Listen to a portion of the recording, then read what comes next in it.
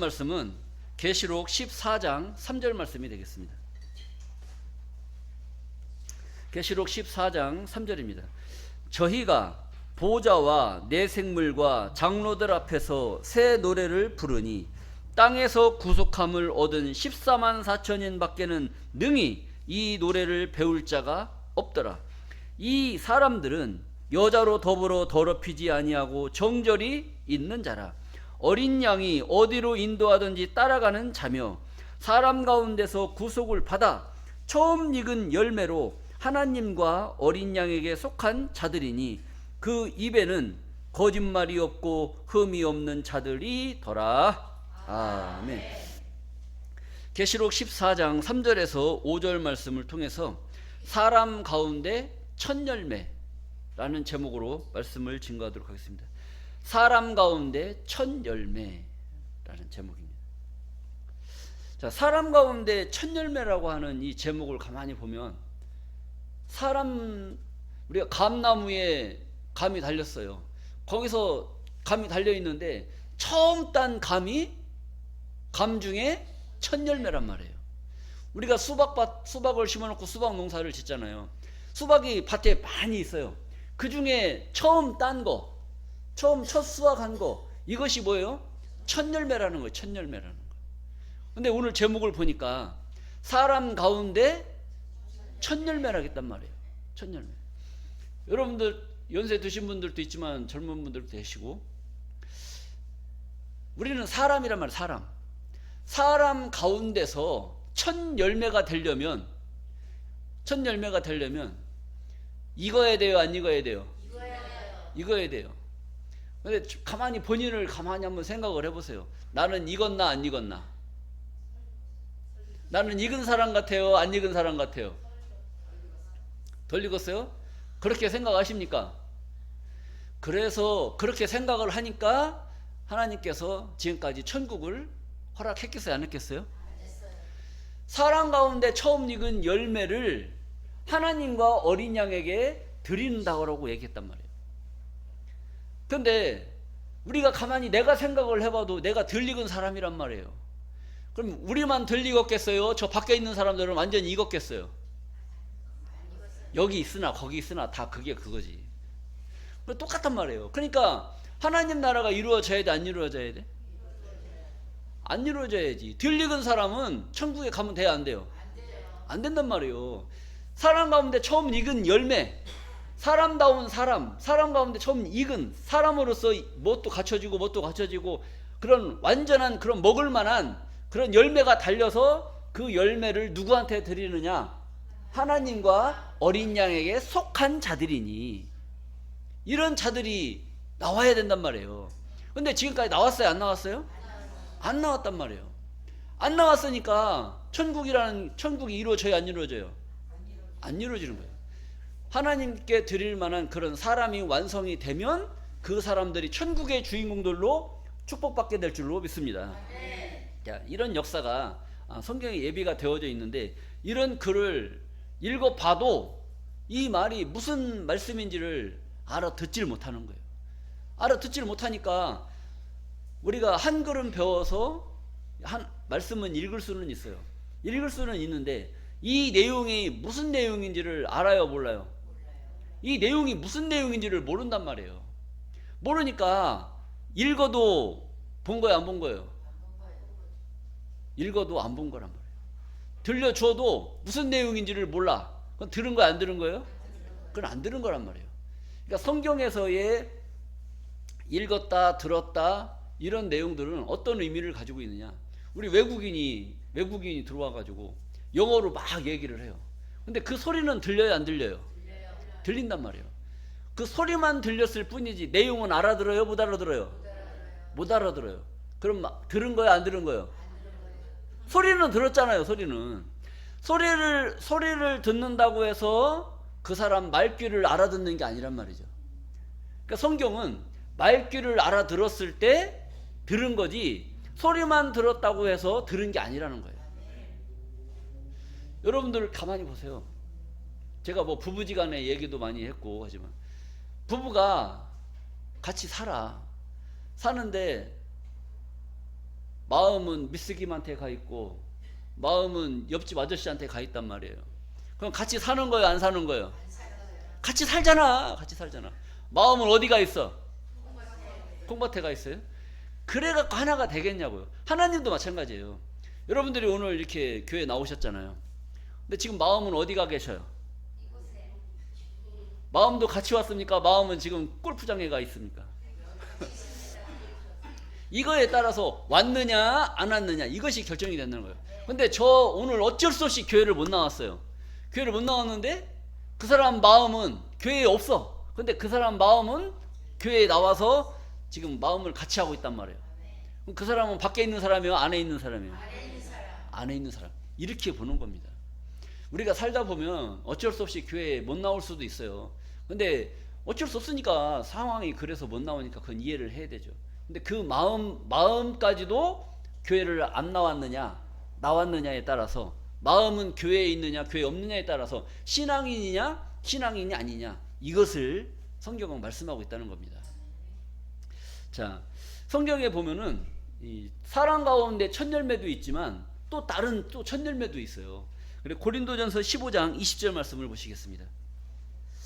그러나 이제 그리스도께서 죽은 자 가운데서 다시 살아 잠자는 자들의 무엇이 되셨도다? 첫 열매가 되셨도다. 잠자는 자들의 첫 열매. 자, 여기 잠잔다는 것은 뭐 졸려서 이렇게 자는 게 아니고, 여기서 말하는 잠잔다라고 하는 것은 죽은 자를 말하고 있어요. 죽은 자들 가운데서, 죽은 자는 사망했잖아요. 사망한 자들 가운데서 다시 죽었다가 다시 살아나셨단 말이에요. 죽었다가 다시 살아난 것을 뭐라고 그래요? 부활. 죽은 자 가운데서 다시 살아나셨다. 이것을 부활했다라고 말하는 거예요. 그러니까 성경에서의 자는 자들을 뭐라고 표현했냐면, 죽은 자들을 뭘로 표현했냐면 자는 자라고 표현했단 말이에요. 그러니까 자는 자는 죽은 자를 말씀하고 있는 줄로 믿습니다. 그래서 죽은 자 가운데서, 잠자는 자들 가운데서 첫 열매가 되셨도다. 첫 열매가 됐다는 것은 죽은 사람이 다시 살아났다는 이야기 들어보셨어요? 안 들어보셨어요? 예수님 말고 그 어떤 누가 다시 살아난 사람이 있느냐고요. 가만히 생각해 보자는 말이죠. 그래서 성경에서 잠자는 자들 가운데서 첫 열매가 되신 분은 누구다? 예수 한 사람밖에 없어요.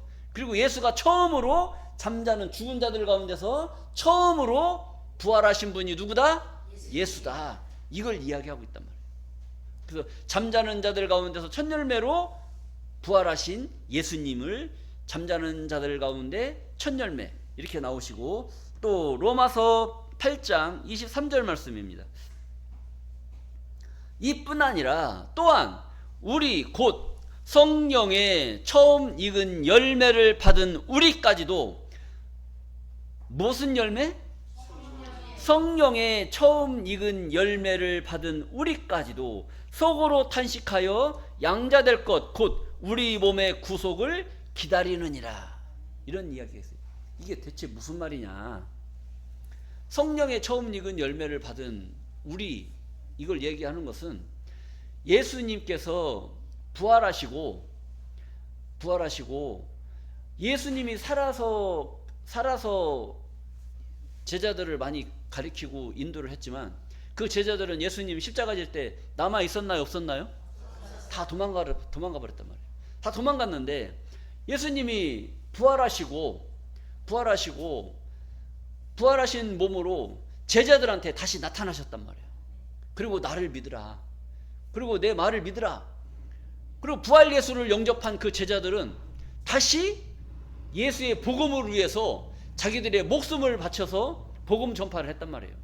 이 사람들이 뭐냐? 성령의 열매를 받았단 말이에요. 그래서 성령의 9가지 열매를 받았단 말이에요. 이 열매를 받고 나서 이 예수의 복음을 전파하기 위해서 자기의 목숨을 걸었단 말이죠. 그러니까 이뿐 아니라 또한 우리 곧 성령의 처음 익은 열매, 성령의 열매.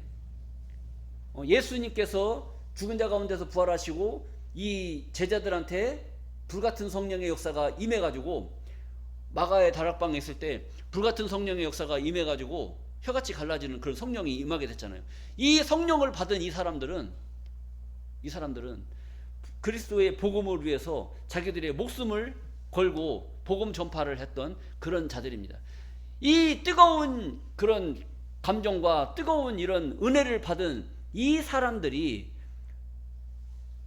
성령의 처음 익은 그 뜨거운 가슴을 받은 처음으로 받은 자들이란 말이에요.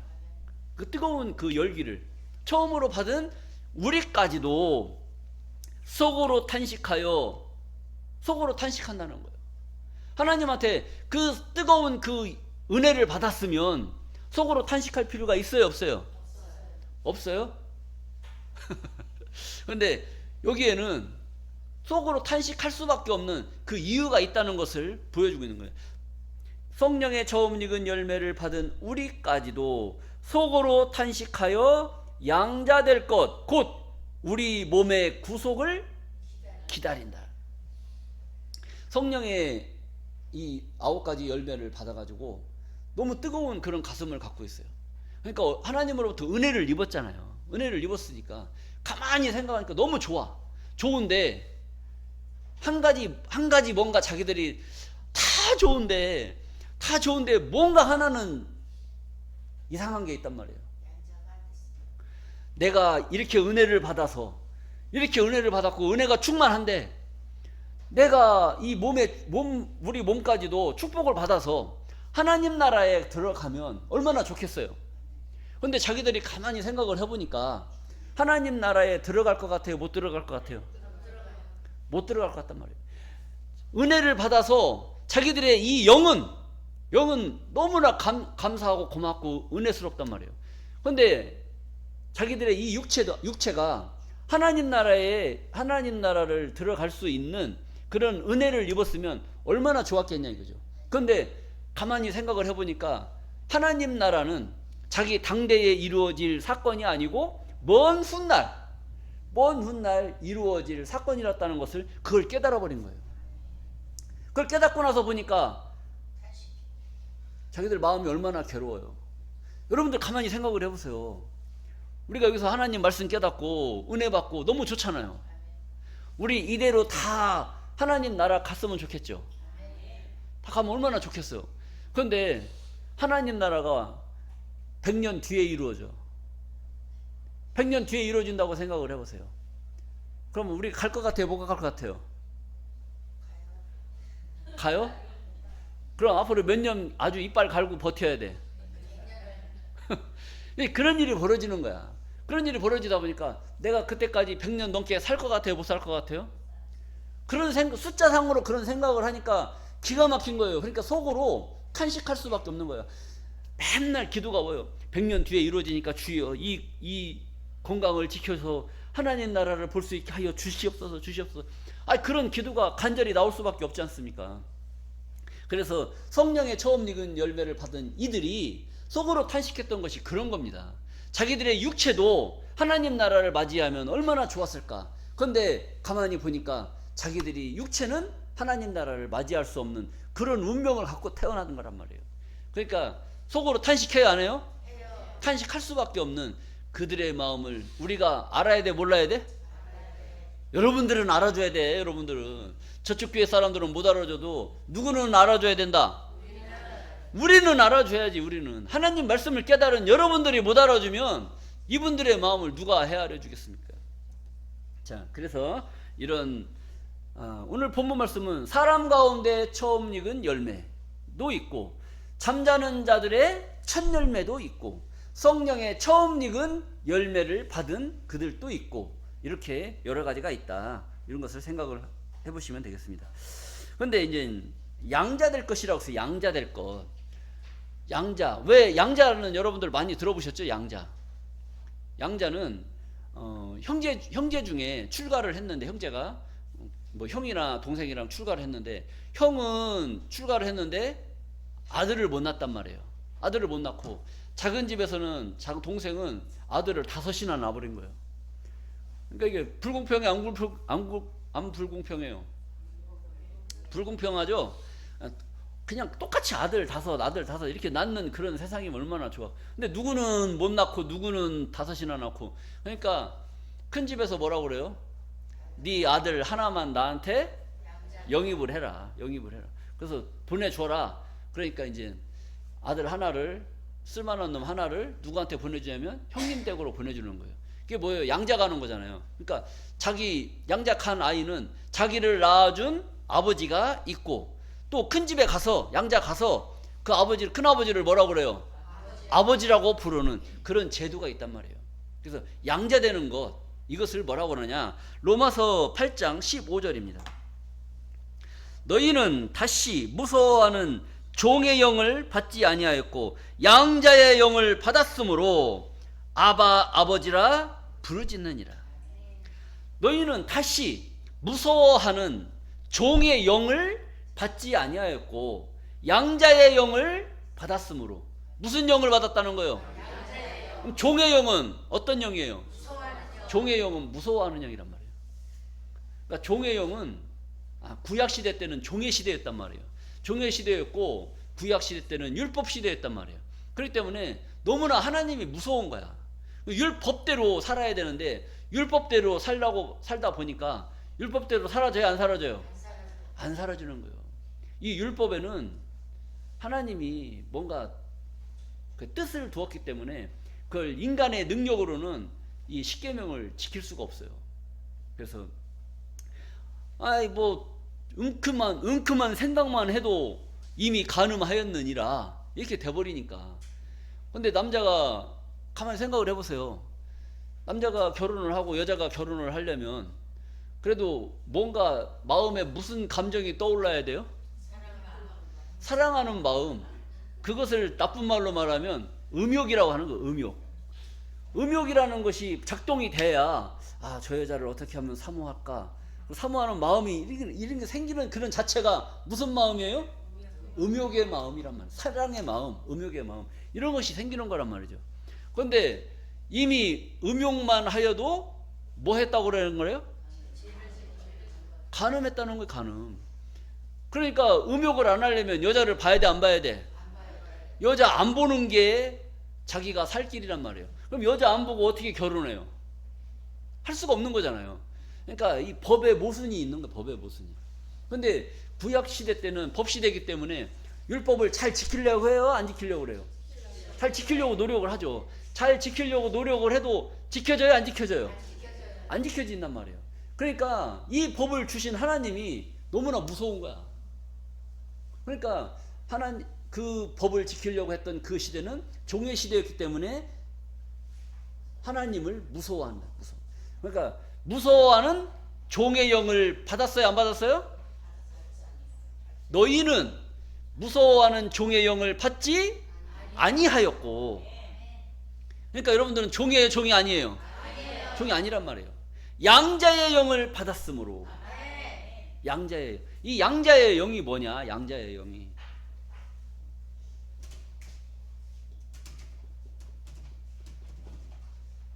우리를 낳아준 누가 있어요? 아버지가 있어요. 그래서 내가 나를 육체를 낳아준 이 아버지가 계시단 말이에요. 그런데 우리 교회에 나오면 또 아버지가 계시죠. 누구를 아버지라고 그래요? 하나님을 아버지라고 한다. 교회에 오면 또 누가 아버지야? 하나님이 아버지란 말이에요. 집에 가면 누가 아버지가 있고, 육신을 낳아준 아버지가 있고, 교회에 오면 하나님 아버지가 있단 말이에요. 근데 집에 있는 아버지가 교회 와서 또 아버지 하니까 아버지가 그 꼴 보니까 아버지가 뭐라고 그래요? 싫어하는 거야. 그래, 시골 양반들이 그래서 교회 못 다니게 한 게, 야 이놈아, 집에 있는 네 아버지를 어떻게 하고 교회 가서 또 아버지 그러느냐. 근데 이런 얘기도 하지 않습니까?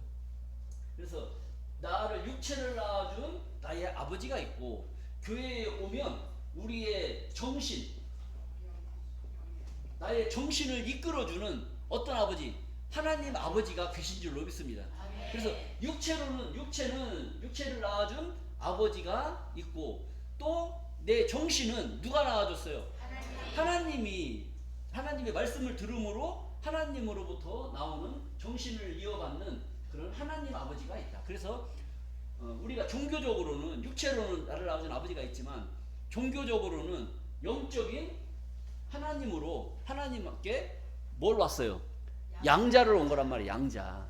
그래서 양자의 영을 받았으므로, 이 영이라는 것은 요한복음 6장 63절에 살리는 것은 영이니 육은 무익하니라. 내가 너희에게 이른 말이 영이요 생명이라.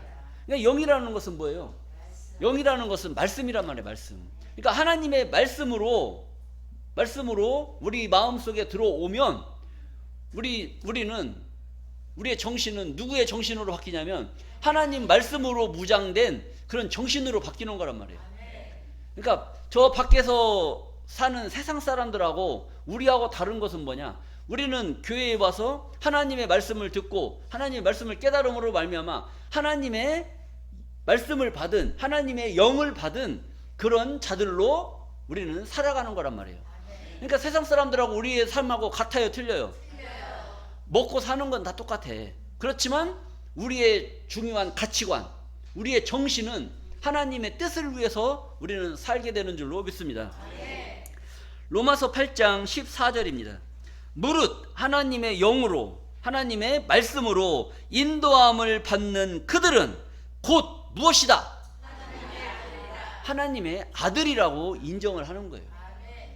여러분들이 하나님의 영으로, 하나님의 말씀으로 인도함을 받고, 하나님의 인도함만 받았어요? 하나님 말씀대로 살려고 그래요?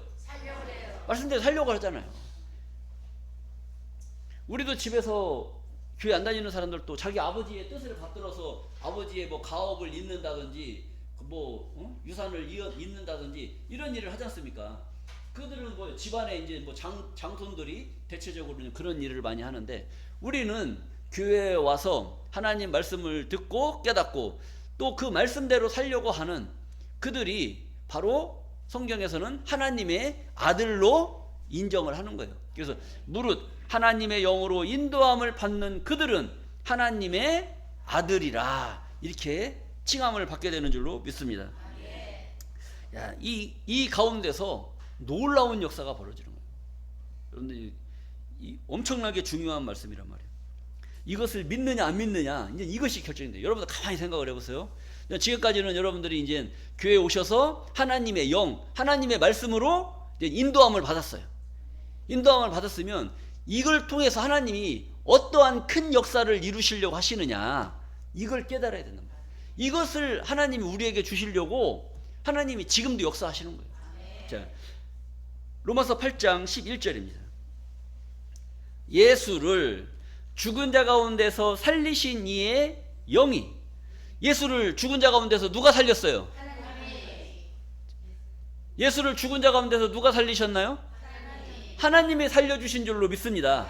그러니까 예수를 죽은 자 가운데서 살리신 이의 영이 너희 가운데 거하시면, 그러니까 영은 뭐라고 그랬어요? 말씀이라고 그랬잖아요. 그러니까 예수를 죽은 자 가운데서 살리신 이의 영이 너희 안에 거하시면, 그러니까 예수를 죽은 자 가운데서 그 살리신 그 영이 있는데 그 영이 누구 안에 또 거한다는 거예요? 여러분들 안에 거하게 된단 말이에요. 근데 거해야 되는데 들어도 모르면 거해요, 안 거해요? 안 거하고. 여러분들이 그래서 그걸 말씀을 깨달아야 된다는 얘기예요. 그래서 예수를 죽은 자 가운데서 살리신 이의 영이 너희 가운데 거하시면, 너희 마음 안에 거하시면 그리스도 예수를 죽은 자 가운데서 살리신 이가 누구예요? 이게 하나님이신 줄로 믿습니다. 예수를 죽은 자 가운데서 살리신 이는 하나님이시란 말이에요.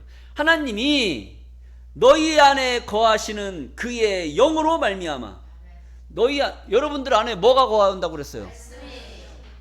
하나님의 영, 예수를 죽은 자 가운데 살리신 이의 영이 우리 안에 거한다고 그랬잖아요.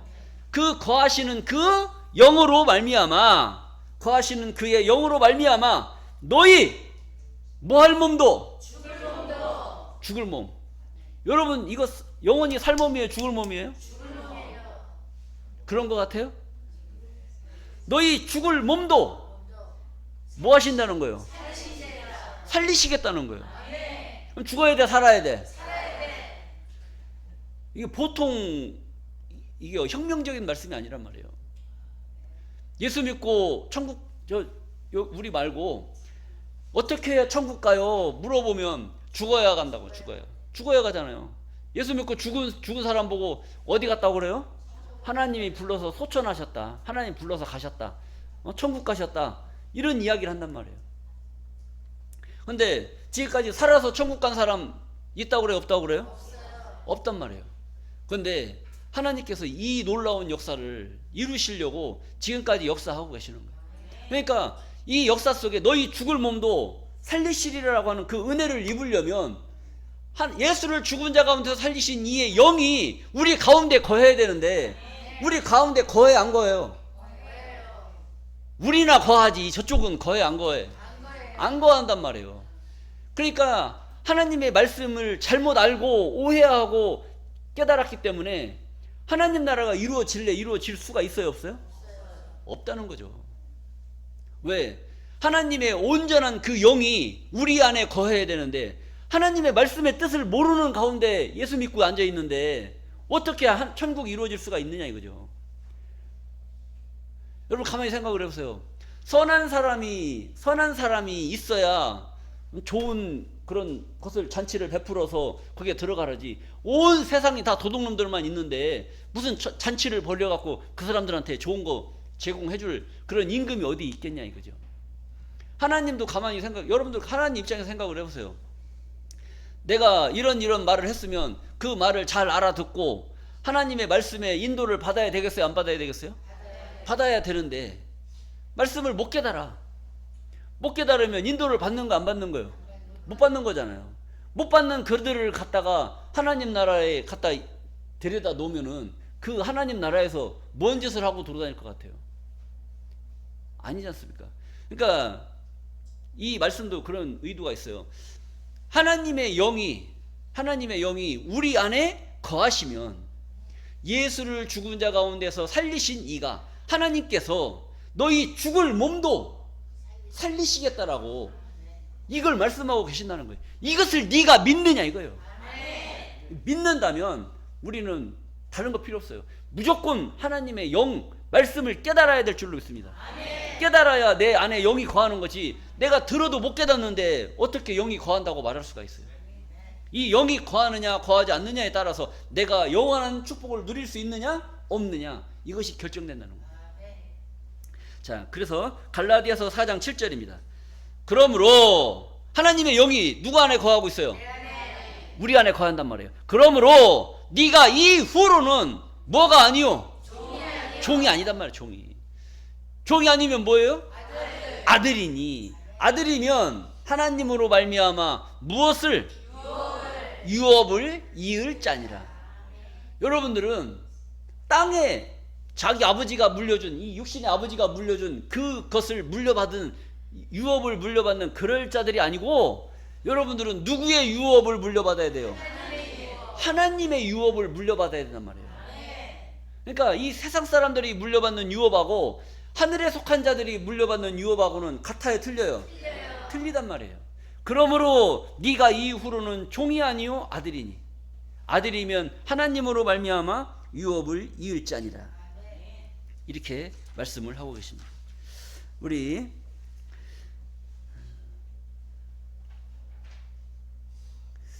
야고보서 1장 18절 말씀을 보시겠습니다. 야고보서 1장 18절. 그가 그 조물 중에 우리로 한 천 열매가 되게 하시려고. 무슨 열매가 되게 하시려고? 천 열매가 되게 하시려고. 아까 본문 말씀에 뭐라고 그랬어요? 사랑 가운데 천 열매가 나왔단 말이에요.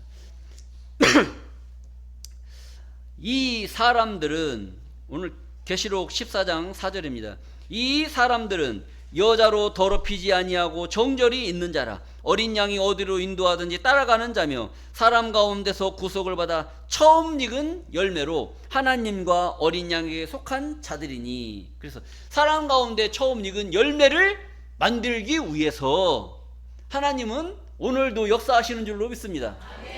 역사하신다는 게 뭐 말이 그런 거예요. 역사한다는 게 뭐예요? 여러분들을 하나님 말씀을 듣게 하고 여러분들을 깨닫게 하는 이 역사가 하나님의 역사란 말이에요. 그러니까 이 예배 시간이 여러분들한테 얼마나 귀한 시간이냐 이거죠. 하나님의 말씀을 들을 수 있는 시간이고 이 시간 외에는 하나님 말씀이 없잖아요. 이 시간에만 하나님 말씀이 나오고 그렇지 않으면 어디서 하나님 말씀을 들을 수가 있냐. 그러니까 이 시간이 우리에게는 굉장히 소중한 시간이고 귀한 시간이고 하나님의 그 영을 우리 가운데에 모실 수 있는 그런 귀중한 시간이란 말이죠. 자, 그래서 야고보서 1장 18절입니다. 그래서 그가 그 조물 중에 우리로 한 첫 열매가 되게 하시려고 자기의 뜻을 쫓아 진리의 말씀으로 우리를 낳으셨느니라. 이 하나님의 말씀, 이 진리의 말씀으로 여러분들을 낳는단 말, 낳는다는 게 무슨 뭐 여자가 뭐 애를 낳듯이 낳는, 이것도 낳는 거지만 여러분들이 오늘 말씀, 영은 뭐다라고 알았어요? 영은 말씀이다라고 깨달았지 않습니까? 그리고 이걸 확인했잖아요. 이 자체가 낳는 과정이란 말이에요. 낳는 과정. 그동안에는 내가 그걸 영이 뭔지를 몰랐어요. 영이 뭔지를 몰랐는데 오늘 와서 보니까 영이 뭐라는 걸 알았어요?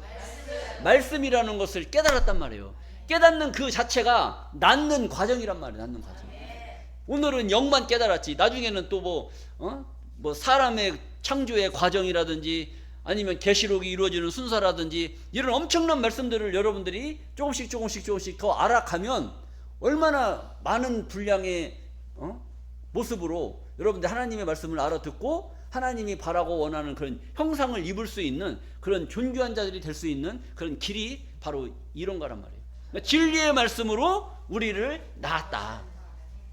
그러니까 진리의 말씀을 들어야 되는데 진리의 말씀을 못 들으면 자기가 되고 싶어도 못 되는 거고, 여러분 여기 와서 앉아만 계시면 되기 싫어도 될 수밖에 없어요. 왜? 그냥 앉으면 무조건 1시간 동안 의무적으로 들어야 돼. 의무적으로. 자, 그래서 계시록 14장 5절입니다. 그 입에는 거짓말이 없고 흠이 없는 자들이더라. 사람 가운데 첫 열매는 그 입에 거짓말이 있어야 돼, 없어야 돼요? 없어야 되고 흠이 없어야 된단 말이에요. 흠이. 근데 우리가 살다 보면 거짓말 해요, 안 해요? 살다 보면 거짓말 해요, 안 해요? 거짓말도 하죠. 근데 여기서 말하는 이 거짓말은 세상에서 말하는 그런 거짓말이 아니고 성경의 거짓말이란 말이에요. 하나님이 하신 말씀만을 증거를 해야 되는데 하나님이 하시지도 않은 말을 갖다가 성도들한테 믿게 하는 거, 이게 거짓말이란 말이에요. 자, 예수님이 데살로니가전서 5장 1절에서 4절까지 말씀을 보면은 주님이 밤에 뭐같이 오신다라고 그랬어요? 도적같이 오신다라고 5장 1절부터 3절까지는 그렇게 기록이 되어 있어요. 근데 4절에 보니까 빛의 아들에게는 도적같이 아니 오신다라고 기록됐단 말이에요. 근데 지금 온 세상에 예수 믿는 자들은 주님이 뭐같이 오는 것으로 알고 있어요? 주님이 도적같이 오시는 것으로 알고 있단 말이에요. 전부 다 그렇게 알고 있단 말이에요. 그런데 5장 4절에는 어떤 아들에게는, 빛의 아들에게는 도적같이 임하지 아니하리니, 도적같이 아니 오신다라고 기록이 됐단 말이에요. 그럼 알려주려면 도적같이 오신다만 알려줘야 돼요? 도적같이 아니 오신다도 알려줘야 돼요? 두 가지가 있으니까 두 가지 다 알려줘야지. 여러분 가만히 생각해봐요. 여기를 보세요. 세상에 여자가 하나밖에 없어. 그럼 죽으나 사나 누구 골라서 장가가야 돼? 예? 하나밖에 없는, 의징이든 끄징이든 찐따든 그 여자 하나만 보고 결혼을 해야 된단 말이에요. 근데 여자가 둘이야. 여자가 둘이면 어떻게 해서 장가가야 돼요? 골라야지. 그런데 문제는 뭐냐면 여자가 둘이 있는데 하나만 보여주고, 이상하네 이거. 하나만 보여주고 장가가라고 하면 되겠어요, 안 되겠어요? 안 돼요. 여자가 둘이면 정당하게 둘을 골라서 마음에 드는 여자랑 골라서 결혼을 하게끔 해야지. 하나만 보여주고 골라 하면 돼요, 안 돼요? 안 된단 말이에요. 그러니까 도적같이 오시는 주님도 도적같이 오시는 주님만 있어요? 도적같이 안 오시는 주님도 있어요? 그럼 두 가지 다 보여주고 도적같이 안 오시는 주님 믿을래? 도적같이 오시는 주님 믿을래? 그럼 선택을 하게끔 해줘야지. 근데 지금까지는 우리가 다 뭐만 알고 있었느냐? 도적같이 오시는 주님만 알고 있었단 말이에요. 보여주려면 두 개 다 보여줘야지. 왜 한 가지만 보여주고 그걸 믿으라고 하냐 이거지. 그것도 좋은 거면 몰라. 자, 멸망당하는 자들은 도적같이 오시는 주님을 기다리고 있단 말이에요. 자, 이런 말씀들을 우리가 잘 헤아려야 될 줄로 믿습니다. 그래서 거짓말하는 자들은 성경에 거짓말하는 자들, 이런 자들이 거짓말쟁이란 말이에요. 그러니까 하나님 말씀을 잘 알아야 우리가 거짓말하지 않을 수가 있지. 하나님 말씀 모르면 전부 다 거짓말쟁이가 되는 거예요. 저 세상 사람들은 거짓말 하나 안 하나 뻔하죠. 아는 게 있어야 뭐 말을 하지. 아는 게 있어야. 그러니까 여기나 되니까 지금 이렇게 성경적으로 말하죠. 저 밖에 나가봐요. 한번 물어봐. 아는 게 뭐가 있나. 자, 여러분들이 이런 말씀을 깨닫는 그런 자체가 하나님의 사랑이 여러분들에게 집중되어져 있기 때문에 그런 사랑의 말씀이 증거가 되는 줄로 믿습니다. 자, 고린도 교회에 사도 바울이 뭐라고 편지를 보냈는지 한번 보도록 하겠습니다. 고린도전서 4장 14절입니다. 내가 너희를 부끄럽게 하려고 이것을 쓰는 것이 아니라 오직 너희를 내 사랑하는 자녀같이 권하려 하는 것이라. 너희를 내 자녀같이, 너희를 내 사랑하는 내 자녀같이 권면한다. 권하기 위해서 내가 이런 말을 한다. 뭐라고 말하느냐? 그리스도 안에 일만 스승이 있으되 아비는 많지 아니하니 그리스도 예수 안에서 복음으로써 내가 너희를 낳았음이니라. 그리스도 안에서 일만 스승이 있다는 거예요. 스승이라고 하는 자들이 1만 명이 있으니까 많아요, 적어요? 많은 자들이 스승 노릇을 하고 있는 거예요. 스승은 많이 있지만 아비는 있다 없다? 아비는 없다는 거예요. 진정으로 나를 사랑하고 진정으로 나를 하나님 말씀으로 인도하려고 하는 그들은 있다 없다? 없다는 거예요. 여러분들 가만히 생각해 보세요. 지금까지 이 교회 저 교회 다니면서 신앙생활 해봤지만 하나님의 진리의 말씀을 여기처럼 들려주고 여기처럼 깨닫게 하는 그런 교회가 어디 있었는가 가만히 생각을 해보란 말이에요. 그러니까 스승은 많지만 그리스도 안에서 일만 스승은 있지만 아비는 많지 않다는 거야. 아비. 나를 진정으로 아버지같이 사랑하고 보살피고 여러분들을 이끌어주는 그런 아버지는 없다는 겁니다. 그리스도 예수 안에서 복음으로써, 복음은 뭐예요? 하나님 말씀이라는 거죠. 말씀으로써 내가 너희를 낳았다. 고린도 교회에 예수 믿는 자들한테 사도 바울이 이 편지를 보낸 거예요. 그들의 신앙이 어땠느냐? 바울이 가서 전도하고 복음 전할 때는 다 옳다 막 하고 따라다니고 그랬는데 바울이 거기만 머무르는 것이 아니라 또 딴 지역으로 또 복음 전하러 갔잖아요. 간 사이에 여기는 다 그냥 망가진 거야. 망가질 대로. 망가지다 보니까 편지라도 보내서 내가 얘들을 정신 차리게 해야지 해가지고 보낸 편지가 이 내용이란 말이에요. 자, 16절입니다. 그러므로 내가 너희에게 권하노니 너희는 나를 본받는 자 되라. 바울을 본받으려면 바울이 어떠한 일을 했는지 알아야 돼요? 몰라야 돼요? 알아야 되는데 그걸 알려면 고린도 전후서, 사도행전 이런 것을 봐야 바울의 행적을 알 수가 있죠. 그래서 이런 걸 알려면 성경을 많이 봐야 되는 겁니다. 자, 그리고 디모데전서 1장 19절입니다. 믿음과 착한 양심을 가지라. 어떤 이들이 이 양심을 버렸고 그 믿음에 관하여는 파선하였느니라. 믿음과 착한 양심을 가지라. 뭘 가지라고요? 믿음도 가져야 되고 착한 양심을 가지고 있어야 돼요. 어떤 이들은 이 양심을 버렸다. 양심을 버렸다는 거예요. 여러분들 양심 있어요, 없어요? 양심 있어요? 양심 있으면 가만히 생각해 보세요. 자, 성경에 아까 말씀드렸죠. 도적같이 오시는 주님도 있고 도적같이 아니 오시는 주님도 있다고 분명히 말씀드렸어요. 그런데 나한테 밥 잘 사주는 개똥이 못똥이 엄마가 있어. 야, 내가 듣자 저기 어디 교회 가보니까 주사랑 교회 이상하대. 다른 교회에서 증거하지도 않는 그런 말씀을 증거하고 이거 긴가민가 한 것 같아. 혹시 신천지 아니야? 이런 얘기를 한다고 쳐. 거기서 나도 가만히 들어보니까 그래, 도적같이 오시는 주님으로 다 알고 있는데 도적같이 안 오는데 그런 말 하고 있는 거예요. 그러면은 여기서 들을 때는 어떻게 듣고, 도적같이 안 오시는 주님이 좋다라고 들었잖아요. 근데 개똥이 못똥이 엄마가 밥 잘 사준다고 그 얘기 들어보니까 누구랑 같이 마음을 같이 하는 거예요? 개똥이 엄마하고 마음을 같이 하는 거예요. 그럼 여러분들은 뭘 버리는 거예요? 양심을 버리는 거예요. 양심. 여기서는 좋다고 해놓고 거기 개똥이 엄마가 밥 잘 사준다고 누구 말이 옳다고 그래요? 그래, 개똥이 엄마 말이 맞는 것 같아. 이렇게 말하는 그런 자체가 믿음의 양심을 버리는 거란 말이에요. 양심을 버리는 거예요. 그래서 믿음과 뭘 가지라고요? 착한 양심을 가져라. 이 말씀을 깨달았다면 착한 양심을 가져야 돼요.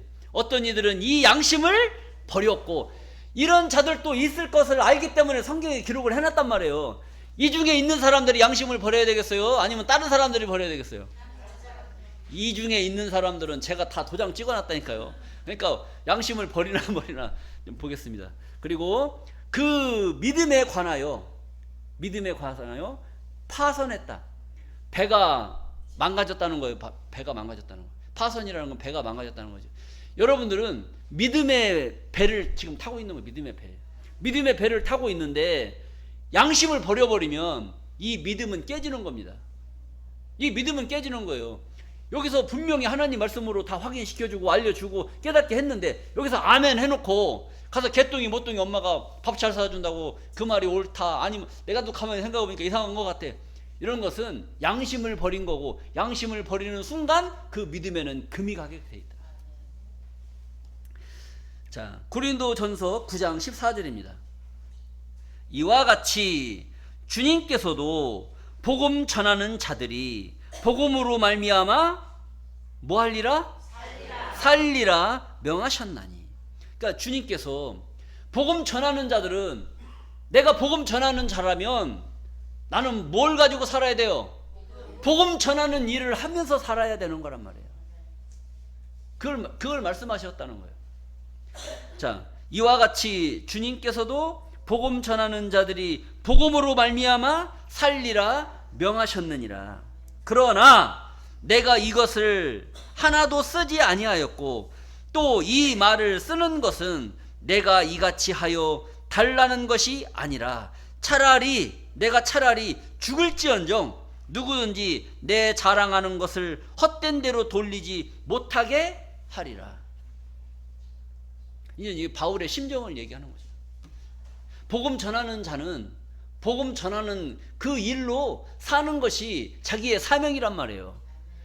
목사의 사명이 뭐예요? 목사의 사명이, 탄상에서 설교하는 사람은 이 복음 전하는 일이 내 삶이고 내 인생이고 내 직분이고, 나는 이것을 위해서만 사는 것이, 주님께서 말씀하셨잖아요. 이것을 위해서 살라고 명령을 하셨잖아요. 그러니까 이 길을 가는 거란 말이죠. 여러분들도 복음 전하는 자가 되고 싶으면 무엇을 위해서 살아야 돼요? 복음 전하는 일에 열심을 다하면서 살면 된단 말이에요. 뭐 꼭 여기서 섰다고 해서 복음 전하는 자가 아니라, 여러분들이 알고 깨닫고 아는 그런 성경적인 지식을 전하는 거예요. 전하다 보면 범위가 점점 넓어져요. 뭐 처음부터 많은 양을 전달하는 것이 아니라 작은 것부터 시작을 하는 거죠. 이것이 복음 전하는 자의 사명이란 말이죠. 그런데 15절, 그러나 내가 이것을 하나도 쓰지 아니하였고, 내가 또 이 말을 쓰는 것은 내게 이같이 하여 달라는 것이 아니라, 내가 차라리 죽을지언정 누구든지 내 자랑하는 것을 헛된 대로 돌리지 못하게 하는 거죠. 나는 복음 전하는 자다. 내가 여러분들한테 이런 말을 뭐 굳이 하지 않는 그런 이유도, 굳이 말할 필요가 뭐 있어요? 들어보면 아는 것이지. 그리고 이것을 자랑하지 않는다는 거예요. 왜 자랑하지 않느냐? 내가 차라리 죽을지언정 누구든지 바울의 얘기를 듣는 누구든지 내 자랑하는 것을 헛된 대로 돌리지 못하게 하려 함이니라. 바울이 자랑했던 것은 뭐예요? 복음이란 말이에요. 복음. 그리스도의 복음, 하나님 말씀, 이것을 자랑했을 뿐이지 나는 바울이야, 나는 뭐하는 자야? 말씀 전하는 자야, 나는 목사야, 나는 뭐하는 사람이야, 나는 장로야, 나는 교역자야, 이것을 자랑하는 게 아니란 말이에요. 이 바울이 자랑했던 건 뭐예요? 하나님의 말씀의 복음을 전했던 그 사실, 그 증거, 그것을 자랑했을 뿐이다. 그것을 자랑한 그것을 헛된 대로 돌리지 않게 한다는 거예요. 도적같이 오시는 주님, 이것을 깨닫게 해줬는데, 그리고 도적같이 오시는 주님을, 성경을 깨달아서 도적같이 오시는 주님을 믿으라고 가르쳐 줬음에도 불구하고 밖에 나가서 도적같이 오시는 주님 다 그렇게 얘기하는데 여기만 이상하게 얘기한다고 이렇게 말하는 거, 이게 뭐예요? 내 자랑하는 것을 헛된 대로 돌리지, 그건 돌린 거나 마찬가지는 거예요. 돌리지 못하게 하려 함이라. 그리고 16절, 내가 복음을 전할지라도 자랑할 것이 없으면 내가 부득불 할 일이라. 내가 복음을 전할지라도 자랑을 하지 않는다는 거예요. 왜 자랑할 것이 없느냐? 내가 부득불 할 일입니다. 나는 그것을 해야 되는 내 일이다. 내 일. 내 일이기 때문에 앉았다 하면 무슨 얘기를 하는 거예요? 복음 전하는 일을 하는 거예요. 뭐 앉으나 서나 당신 생각이 아니라 앉으나 서나 복음 전하는 그 일을 바울은 한 줄로 믿습니다. 만일 복음을 전하지 아니하면 내게 화가 있을 것입니다. 바울은 자기가 깨달은 이 복음의 말씀, 그리스도의 말씀, 하나님 말씀을 전하지 않으면 자기에게는 화가 임할 것이다라고 하는 이 엄청난 자기의 사명을 생각을 한 거예요. 여러분들도 가만히 생각을 해보세요. 여러분들이 깨달은 이 진리의 말씀을, 이 복음의 말씀을 안전해도 살겠죠? 안전해도 살만하겠습니까? 아니면 전하지 않고서는 도저히 못 살겠습니까? 대단하십니다. 그러니까 제가 열심히 하는 거예요. 자, 그리고 17절입니다. 내가 임의로 이것을 행하면 상을 얻으려니와, 내가 임의로 이 일을 행한다면 상을 얻는다는 거예요. 그리고 임의로 아니한다 할지라도 나는 직분을 받았노라. 그러니까 임의로 하느냐 임의로 하지 않느냐. 임의로 한다는 건 뭐예요? 내가 먹고 살기 위해서 임의로 하는 거예요. 이게 아니란 말이죠. 나는 내 직분 자체가, 사도 바울 직분 자체가 복음 전하는 일이 자기의 사명이다. 이걸 이야기하는 겁니다. 여러분들 가만히 생각해 보세요. 내 인생의 직분이 뭐다? 복음 전하는 거? 진짜? 우리가 하나님 말씀을 깨닫고 이 말씀을 전하는 그 사명을 감당을 하는 그런 직분을 여러분들도 받으셔서 여러분들도 저와 같이 복음 전하는 일에 함께하는 존귀한 자들이 되었으면 감사하겠습니다. 자, 오늘 본문 말씀에 사람 가운데 처음 익은 열매가 되기 위해서는 우리가 바울과 같이 이러한 자들이 되어야 되고, 하나님의 영으로 우리가 무장이 되어야 사람 가운데 첫 열매로 추수될 줄로 믿습니다. 모두가 사람 가운데 첫 열매로 추수되시기를 간절히 바라면서 말씀을 마치겠습니다. 감사합니다.